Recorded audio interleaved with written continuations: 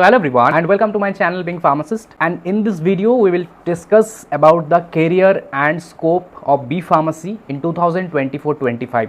इस टाइम पे 2024-25 साल में बी फार्मेसी स्टूडेंट्स की अगर आप बी फार्म कंप्लीट करते हो तो क्या अपॉर्चुनिटीज़ है, कौन कौन से सेक्टर में जाना चाहिए, कौन कौन से सेक्टर लाइक ओल्ड ट्रेडिशंस अब नहीं जाना चाहिए, मैं ट्रेंडिंग नहीं कहूँगा, इन सारे में डिस्कस करेंगे। अब आपको बी फार्मेसी के कैरियर स्कोप के वीडियोस बहुत सारे मिल जाएंगे, even some papers are also available. लेकिन to be up to date is very much important, right, in this time, in this era actually.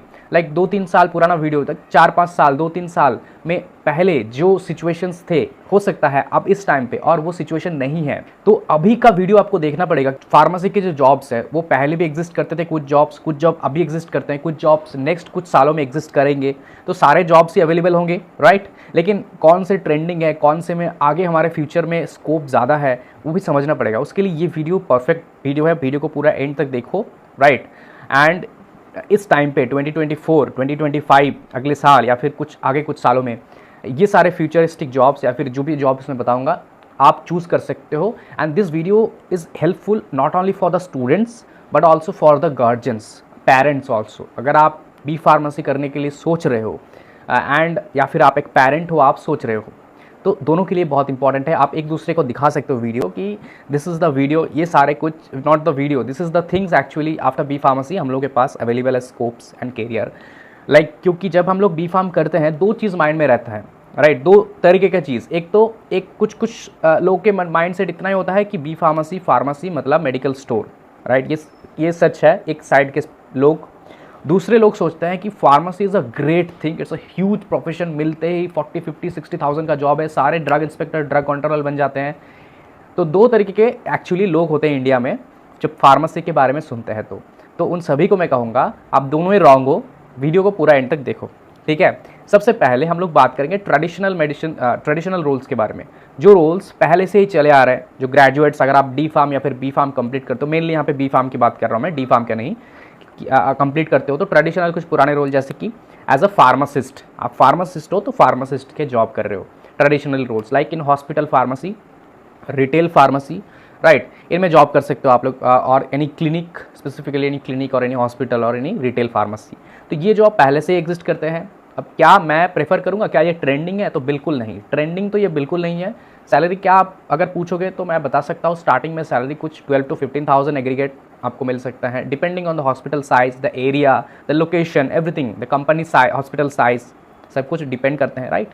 तो ट्रेंडिंग तो बिल्कुल नहीं है, ट्रेडिशनल रूल्स है, मैंने पहले ही कह दिया, ठीक है। इन सारे में ज्वाइन कर सकते हो आप लोग। एंड मैं आपको बोलूँगा कि अगर आप स्टार्टिंग में ही बाहर नहीं जाना चाहते हो जॉब करने के लिए, तो आपका स्टार्टिंग जॉब, अगर फैमिली प्रेशर है या फिर कुछ भी आपके मन में है, डेफिनेटली आप 1 साल के लिए या फिर 1-2 साल के लिए हॉस्पिटल जॉब कर सकते हो। Hospital pharmacy is not a bad thing, क्योंकि हॉस्पिटल या फिर रिटेल फार्मेसी, रिटेल को मैं नहीं बोल रहा हूँ, लेकिन हॉस्पिटल फार्मासिस्ट या फिर क्लिनिक में जाना इज़ अ गुड थिंग। क्योंकि देखो, if you are a pharmacist तो फार्मेसी एरिया को छोड़ो, जो बाहर के लोग हैं, बाहर के जो लोगों से आप मिलोगे, फैमिली हो या फिर फ्रेंड्स हो या फिर दूसरे लोग, वो क्या एक्सपेक्ट करेंगे कि आप एक प्रेस्क्रिप्शन को पढ़ पाओगे, आप एक डोजेज फॉर्म को बता पाओगे कि AC और PC प्रिस्क्रिप्शन में लिखा है, तो इसका मतलब क्या है भाई, थोड़ा बता देना, ये AC PC क्यों लिखा है, खाने के पहले खाने के बाद ये क्यों नहीं लिखा है।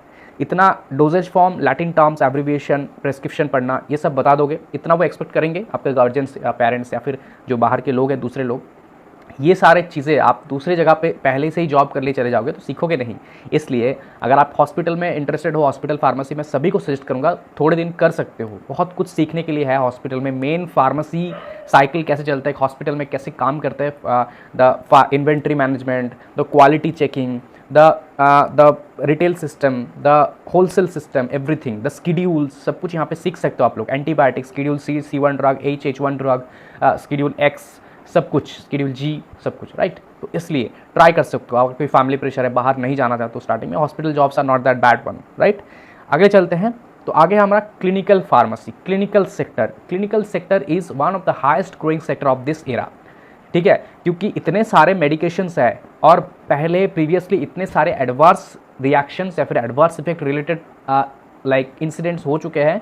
क्लिनिकल सेक्टर में अभी बहुत सारा लाइक ग्रो हो रहा है, इसलिए pharmacovigilance department, clinical research, clinical trials हो रहे हैं, इतने सारे इंपॉर्टेंट क्यों है? क्योंकि एक मेडिसिन कंपनीज ह्यूज हो रहा है, अभी मेडिसिन बहुत ज़्यादा यूज़ कर रहे हैं लोग, राइट? तो मेडिसिन का क्वालिटी, सेफ्टी, एफिकेसी सब कुछ चेक करना, वैलिडेट करना बहुत इंपॉर्टेंट है इस टाइम पे, ताकि कोई भी मिनिमल साइड इफेक्ट हो और मैक्सिमम थेराप्यूटिक इफेक्ट हो, राइट? ये है अपना मेन जो फंडा है एक्चुअली।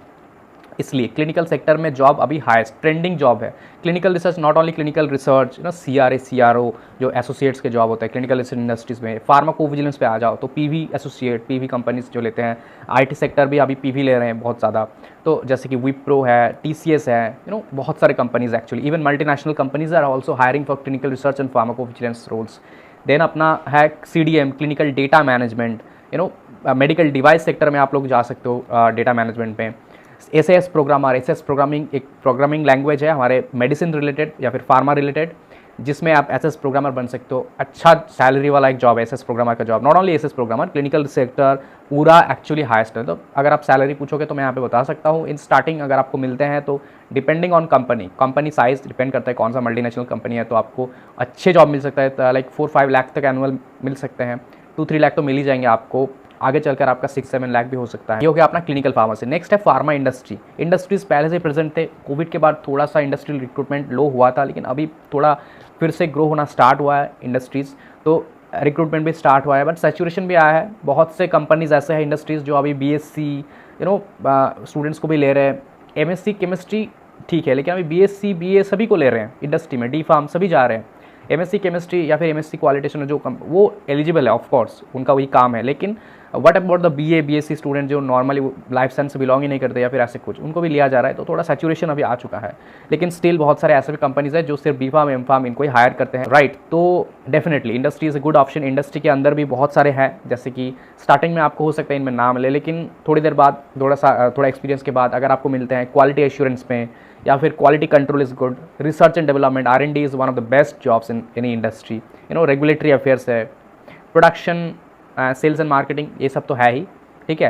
लेकिन स्टूडेंट ज़्यादा प्रेफर करते हैं कि मुझे R&D में मिल जाए, तो R&D में के लिए आपको M Pharm करना हो सकता है, राइट? अगर मिल जाता है तो अच्छी बात है, ठीक है। अदरवाइज QA QC ये सारे जॉब्स अच्छे हैं। नेक्स्ट चलते हैं रिसर्च पे, फार्मास्यूटिकल रिसर्च पे। अब फार्मास्यूटिकल रिसर्च का मतलब है किसी भी फार्मा कंपनी, किसी भी गवर्नमेंट ऑर्गेनाइजेशन या फिर किसी भी बायोटेक इंडस्ट्रीज में रिसर्च में जाना। Research jobs are top level jobs, but एकदम B Pharm प्रेशर अब हो तो थोड़ा कंपटीशन टफ होता है, of course. Even after M Pharm competition is also tough, लेकिन one of the best job research job, जिनको रिसर्च पसंद है ऑफकोर्स R&D में गवर्नमेंट में जा सकते हो आप लोग, जैसे कि CDSCO या फिर PVPI जो डिफरेंट डिपार्टमेंट्स है, राइट? फार्माकोविजिलेंस में भी आप लोग गवर्नमेंट में जा सकते हो, क्लिनिकल रिसर्च में भी जा सकते हो, ठीक है। तो government jobs are also there. तो research and development jobs are always like the highest paying jobs, one of the, वहाँ पे 37-41 ऐसा सैलरी आपको पर मंथ मिल सकता है।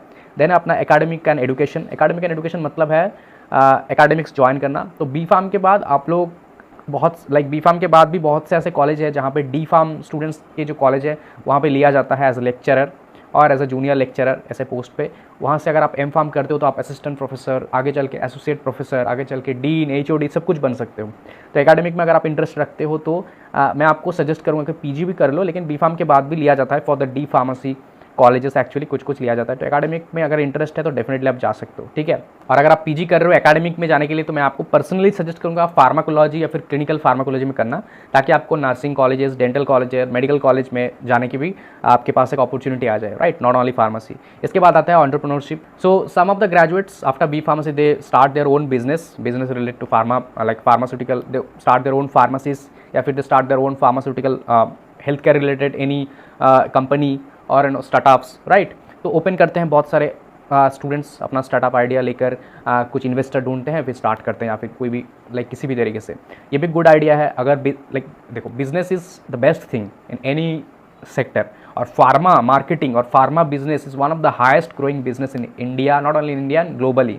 तो डेफिनेटली अगर आप चाहो तो एंटरप्रेन्योरशिप स्टार्ट कर सकते हो, खुद एक फार्मा मार्केटिंग स्टार्ट कर सकते हो, या फिर बिजनेस हेल्थ केयर रिलेटेड कुछ भी। देन आते हैं अपना गवर्नमेंट जॉब्स, जैसे कि ड्रग इंस्पेक्टर है, रेलवे है, ESIC है, एम्स के जॉब्स है, जितने सारे गवर्नमेंट सेक्टर है, इवन आर्मी, नेवी, एयरफोर्स, सभी फार्मासिस्ट लेते हैं। सभी के लिए D Pharm B Pharm enough है, उसके लिए आपको M Pharm नहीं चाहिए। तो इवन ड्रग इंस्पेक्टर के लिए भी। तो इनमें भी आप जा सकते हो। इसके लिए आपको थोड़ा प्रिपरेशन लेना पड़ेगा अच्छे से, राइट। इसके बाद आता है ग्लोबल अपॉर्चुनिटीज़। अब ग्लोबल अपॉर्चुनिटी मतलब देखो अभी ऐसा हो चुका है कि फार्मा एक ऐसा चीज़ है जो ऑल ओवर द वर्ल्ड एक टॉप पीक लेवल के एक बिजनेस है एक्चुअली, या फिर एक सेक्टर है। तो उसमें आप बाहर जाओगे, बाहर के अपॉर्चुनिटीज़ ढूंढोगे तो सैलरी भी अच्छे मिलेंगे, सीखोगे भी ज़्यादा, एक्सपीरियंस का वैल्यू ज़्यादा होंगे, राइट। ये तो आप सबको भी पता है। तो आप इंटरनेशनली जॉब कर सकते हो दो तरीके से। अगर आइदर आप एक मल्टीनेशनल कंपनी ज्वाइन कर सकते हो जिस MNCs होते हैं, राइट। अदरवाइज आप डायरेक्टली शिफ्ट हो सकते हो दूसरे कंट्रीज़ पे फॉर जॉब। शिफ्ट होने के लिए डिफरेंट कंट्रीज़ के लिए डिफरेंट उनका प्रोसेस होता है, एग्जाम्स होते हैं, उनको देना पड़ेगा, ठीक है। एंड द लास्ट थिंग, आप अपना एजुकेशन कंटिन्यू कर सकते हो। जैसे कि आपने मास्टर्स कर लिया, फार्मा MBA या फिर M.Pharm या फिर MS Pharm या फिर M.Tech फ्रॉम IITs और फ्रॉम नाइपर्स। उसके बाद आप PhD कर सकते हो, राइट। PhD करने के बाद आप रिसर्च कर सकते हो। आप लोग CDRI वगैरह जो ज्वाइन कर सकते हो। तो बहुत सारे अपॉर्चुनिटीज़ है। हाई स्टडीज़ जितना करोगे, आप सोच रहे हो कि सिर्फ B.Pharm करने के बाद ही सारे कुछ मिल जाएंगे आपको इजीली, ऐसा नहीं है। तो जैसे कि मैंने पहले कहा था वीडियो में, ना तो आपको स्टार्टिंग में ही 60-70,000 मिलना स्टार्ट हो जाएंगे, ना ही सिर्फ हम लोग मेडिकल स्टोर करने के लिए बैठे हैं यहाँ पे। दोनों ही रॉन्ग है, ठीक है। हम लोग मिडिल में हैं। ना तो हम सिर्फ मेडिकल स्टोर ओपन करते, इतने सारे अपॉर्चुनिटीज़ हम लोग के पास है सिर्फ B.Pharm करने के बाद। सोचो M.Pharm PhD करने के बाद और कितने होंगे, ठीक है। इवन बायोटेक, माइक्रोबायो, सारे कंपनीज हम लोग को हायर करते हैं, right. That is all about the video. Thank you so much. अगर आपको वीडियो इन्फॉर्मेटिव लगा तो जैसे कि मैंने कहा शेयर कर दो एक दूसरे के साथ ऑल्टरनेटिवली, एंड चैनल को सब्सक्राइब कर देना।